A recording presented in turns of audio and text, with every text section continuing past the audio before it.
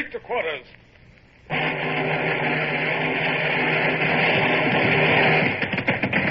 out the guns. Stand by the starboard battery. One broadside into it, if you please, Captain Bush. Pointers on target. Linstocks ready. Aye, aye, sir. Ready. Fire!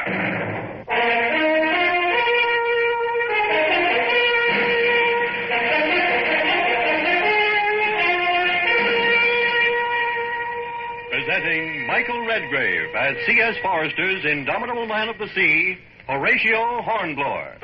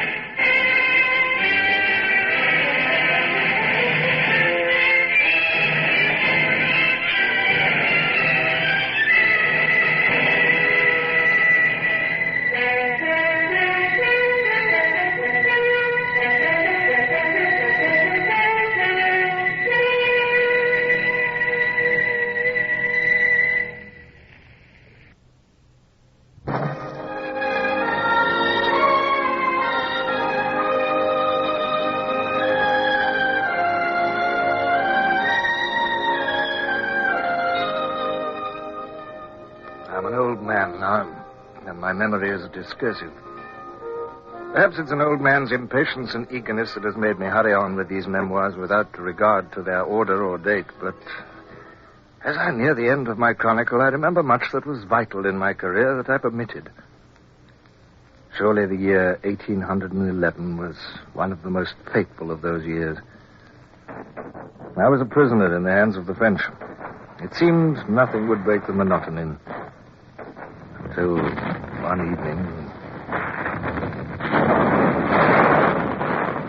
What is it that Monsieur desires? I want to see. There's a battle out there. I must see it. Let me go onto the walls. I'm sorry, it is forbidden. I will not escape, I swear it. Let my servant and myself go onto the walls. I give you my word of honor. We'll make no attempt to escape. You'll come with us, if you will. But I cannot leave my post. You give your word of honor? Yes. You may rely on it. Oh, thank you. Oh, thank you very much. Come on, Brown. This way, Brown. Aye, sir. Now, don't get in the way of the gunners, or they'll send us down again. Aye, sir. Aye. It's over here to the curtain wall. We shan't be blinded by the gun flashes here. It is the fleet, sir.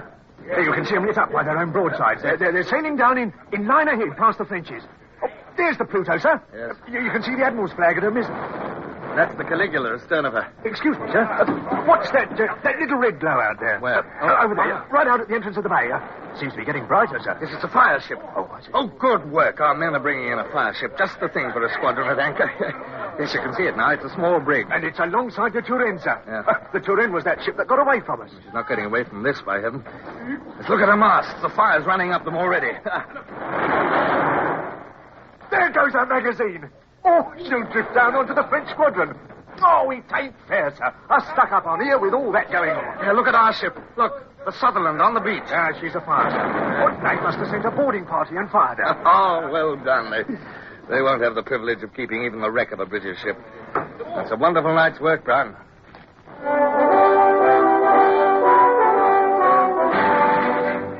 It was indeed a wonderful night's work. From our battlement grandstand, we watched the one-sided battle rage and saw our defeat thoroughly avenged. The Turenne had completely vanished. Of the Sutherland, there were only remaining a few blackened timbers. 2 French ships of the line were on the rocks to westward, and they would never sail again. Only the French 3-decker was left, battered and mastless, and the next easterly gale would fling her ashore and wreck her completely. As dawn crept over the horizon, we watched the 5 British ships stand out of the bay in line ahead. Only the Pluto appeared to be damaged. She'd lost her main topmast. It was a bitter sight to see them go and realize that I could not go with them. But my despair was cut short by the sudden appearance of General Vidal, the governor of the fortress. Fine piece of work your companions have done. But it will not make the government in Paris any more kindly disposed towards you, I fear. Listen. What is that? That must be your man. The new prisoner must have brought them news of the battle. A new prisoner, sir? Yes, I thought you would be interested. He's a man who fell overboard from your admiral's ship. Here, Dupont, take charge of Hornblower and escort him to the prison.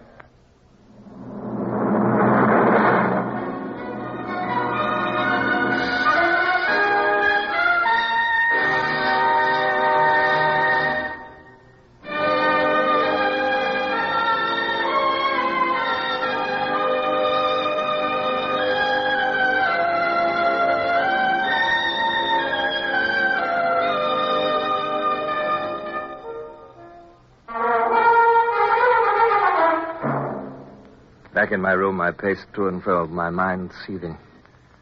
My gloomy thoughts were broken into by the opening of my door, and the young officer saluted. His Excellency sends you his compliments, sir, and he would be glad if you could spare him a few minutes of your time as soon as convenient. Or in other words, come at once. Oh, very well, I'm ready. In the governor's office stood a colonel of gendarmerie, a youngish man with a bullet head and carrying a cocked hat in his hand. The star of the Legion of Honor was on his breast. The high black boots and spurs gleamed in the morning sunlight. The governor's expression was sad as he addressed me. I have the honor of presenting to you Colonel Jean-Baptiste Caillard, Grand Eagle of the Légion d'Honneur, and one of His Imperial Majesty's personal aide-de-camp. Colonel, this is Horatio Hornblower. What is Hornblower doing with that sword at his side? The Admiral returned it to him on the day of the battle, mon Colonel. He said... I am not interested in what the Admiral said. No criminal as guilty as this man can be allowed a weapon. Further, a sword is the emblem of a gentleman of honor, which he certainly is not. Take off that sword, sir. I can hardly believe that you're addressing me, sir. May I remind you that I have yet to be tried? Take off that sword. Or shall I call in one of my gendarmes to remove it? You leave me no alternative, but you shall hear more of this insult. Good. And now, will your Excellency have the goodness to warn this man of his impending departure? Oh, yes. Monsieur, Colonel Caillard has come to take you and your first lieutenant, Mr. Bush, to Paris. Bush? But you know what you're saying. Bush is seriously wounded. It might easily be fatal to take him on a long journey at present. The journey will be fatal to him in any case. General Vidal was a gentleman to the last. He gave me every assistance, allowed me to take my coxswain, Brown, with me. He even pressed upon me his purse to help me when I should reach Paris. He accompanied us to the courtyard where Bush was lying on a stretcher. Bush? They're going to take us to Paris, Bush. What, you, me, sir? Yes. Well, it's a place I've always wanted to see. Please, you are in charge of this man, yes? Yes. What is it? I am the surgeon who how do you say? The foot. You amputated Lieutenant Bush's foot. Oui, yeah. It was to save his life. Please to take these papers. There are instructions for treatment.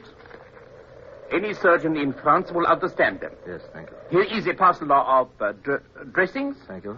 The leg will not heal until the ligatures come away. Comprenez-vous? I see. Yes. Thank you. I understand.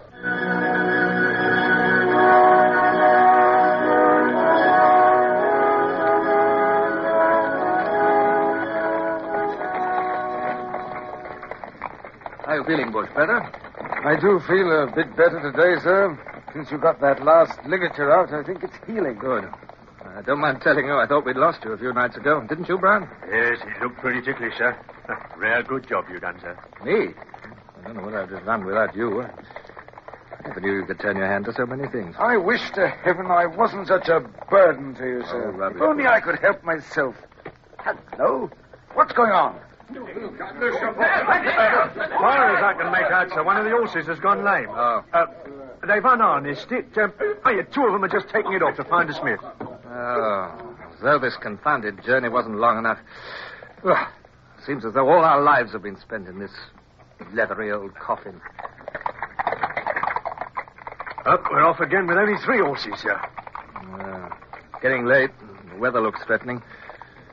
I suppose Kaya wants to reach the next post house before dark. I hope our quarters are more comfortable than the ones we had last night, too.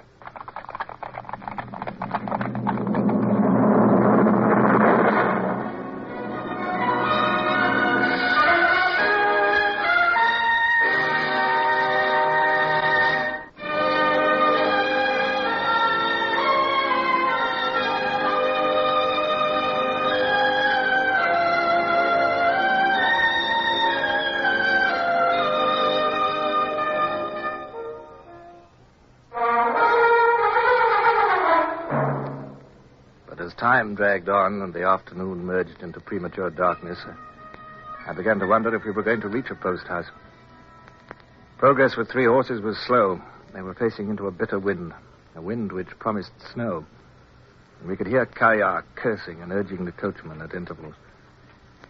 And soon the wind took on a higher note. Great flakes of snow clogged the steaming windows. And presently the muffled sound of wheels and hooves told us that the fall was getting heavier. Oh, heavens, I'm cold. Can't help poor sailors on a night like this. We look like spending the night in the coach, sir. Something's wrong, sir. Listen. Hold on to the stretcher, sir. We're going over. Oh, blast. What are they doing? You all right, Bush? I'm all right, sir. What's happened? Well, we're not over, sir, but finishing near it. We must have left the road. Oh, look, we're almost hanging over a river. Yes, I can see. Right on the bank. Coachman must only just have seen it in time. A fine coachman you are! Fool and son of a fool! Why didn't you drive straight into the river and save me the trouble of reporting? Huh? Come on, you men. Do you want to stay here all night? Get that coach back on the road, you helpless idiot.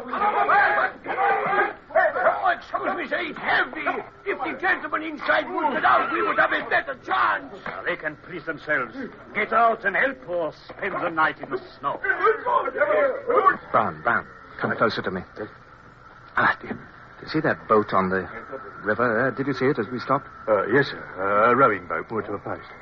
Why shouldn't we escape in it, Brown?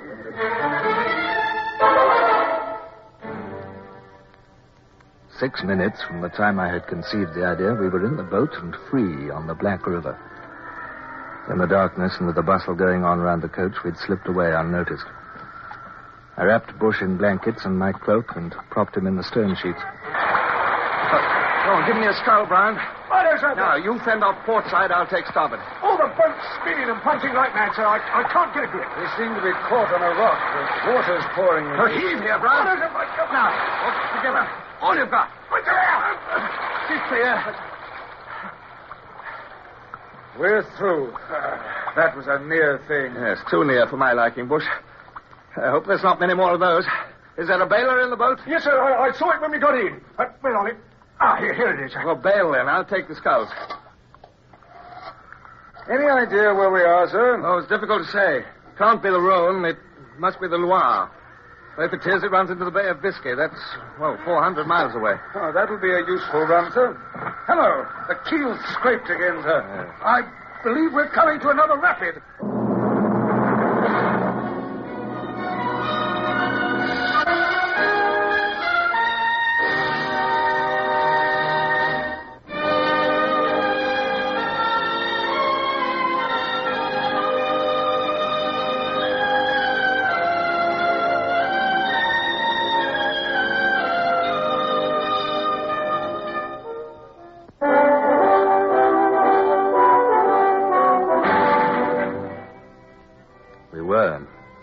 The growing roar again. I felt the bow and stern lift and drop successively as we shot over what felt like a downward step in the water. The din of the rapid became tremendous. The white water boiled round and over us. Something invisible struck our port side, and I heard the gunwale splinter. The keel caught, and I pitched forward. But then she freed herself, and the boat sped on. I heard the roar diminishing. We were through another rapid. Light on the starboard bow, sir. Yes. And there's another. And another. Must be a village on the river bank. Probably Nevers. The coachman said it was 6 kilometers. Oh, we've come 4 miles already. Hey, Brown, Stop bailing. Aye, sir. Keep quiet now. A bridge flashed by over our heads. The water was so high that we had to duck to miss the arch. It was still snowing, and ice coated the floorboards. More rapids ahead, sir. Ryan, stand by to fend off on the port side. Aye, sir. Good God! Oh, beg pardon, sir, but it's not a rapid. I think it's a fall. It is. Well, hold on, everybody. We're going over. Rocks. Watch out for the rocks.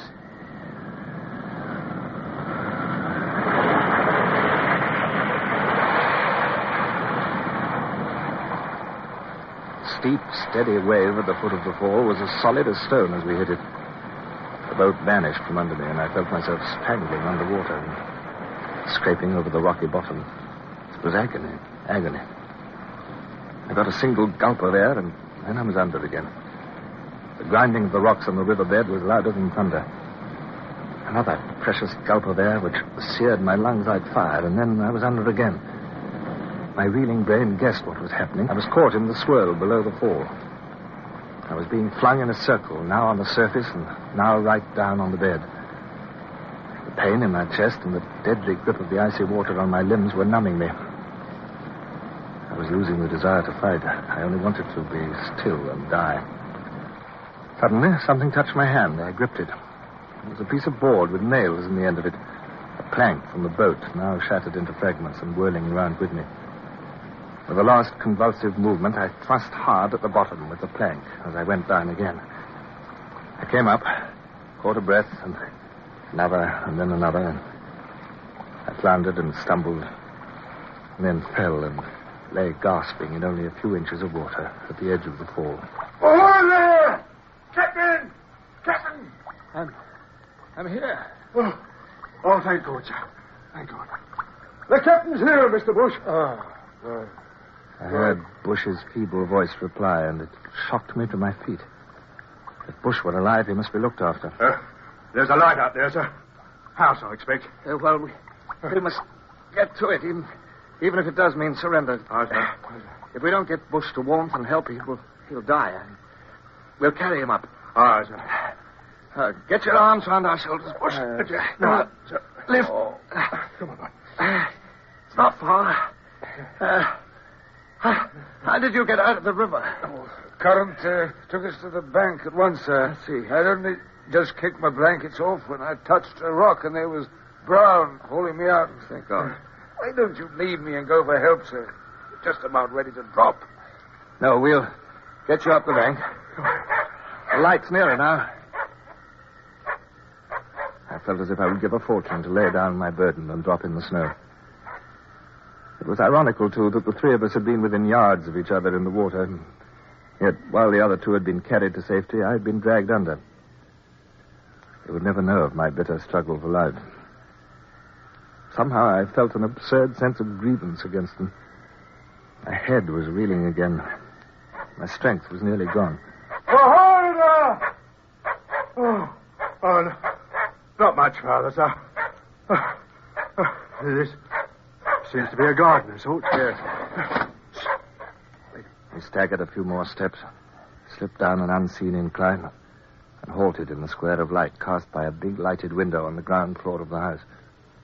Who are you? We're prisoners of war. Wait 1 moment, please. Shuddering and half fainting, I held on to my burden for what seemed an age. Then the light brightened, a door opened. The voice spoke again. Come in. The warmth of the house rushed at us like a mother's caress. We half fell over the threshold and lay Bush on the floor. I tried to stand up again, but my legs failed me and I pitched forward. The whole world spun about me. But my last sensation was one of warmth. Blessed warmth and dryness. There's no more river, no more cold, no more wind, no more pursuit. Only rest.